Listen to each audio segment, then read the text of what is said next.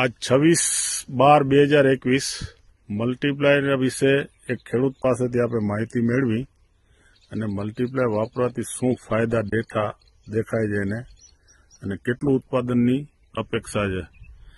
મિત્ર, તમારા મોઢે કયો કે બીજા ખેડૂતને ખબર પડે કે ઓર્ગેનિક બેઝ ઉપર કેવી રીતે જાવું અને કેના સહારે જાવું, મલ્ટીપ્લાયરથી શું ફાયદા મળ્યા, તમે તમારા પિયતમાં કેવી રીતે વાપર્યું હતું અને સામે યુરિયા ડીએપી કેટલું ઓછું કર્યું છે. મનસુખભાઈ, તમે કયો હવે. હા, મારું નામ દિનેશભાઈ, માધાપર ગામ. હું મલ્ટીપ્લાયરનો 2 વર્ષથી ઉપયોગ કરું છું. મલ્ટીપ્લાયરથી મારે યુરિયાનો અડધો વપરાશ મેં ઓછો કરી નાખ્યો છે.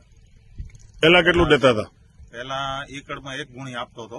અને કેટલી વખત? હરેક પાણીમાં? અને હવે પાણીમાં 1 ગુણી નાખતો હતો. પ્રતિ એકર એટલે 6 ગુણી જાતી હતી તમારી? ગુણી જાતી હતી.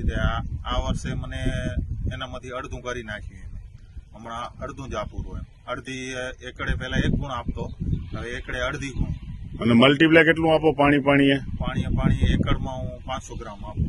અને આ રાયડામાં કેટલા પાણી પિયત કર્યા છે? પાણી મેં ઉગવા શીખે 4 પાણી આપ્યા. અને દરેક પાણીમાં 500 ગ્રામ આપતા હતા? દરેક પાણીમાં મેં 500 ગ્રામ આપ્યા. હવે આ મલ્ટીપ્લાયનું જે ગ્રોથ, પાનની સાઇઝ જે તમને દેખાણી, એના વિશે તમે કેટલી અપેક્ષા રાખો છો? 1 એકરમાં રાયડાનું ઉત્પાદન 1 એકરમાં મને 35 મણ જેવી છે ઈચ્છા કે 35 મણ જેવો ઉતારો આવી જશે. રાયડાનું રૂપ તમે જોઈ શકો છો.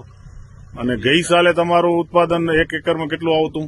ગઈ સાલે અમારા હર સાલમાં 30 મણ 28-30 મણ 28-30 મણ ઉત્પાદન આવતું. આ વખતે તમને 35 મણની અપેક્ષા છે? 35 મણની અપેક્ષા છે અને મને છે કે ઉતરશે 35 મણ. અચ્છા, ધન્યવાદ દિનેશભાઈ તમારો.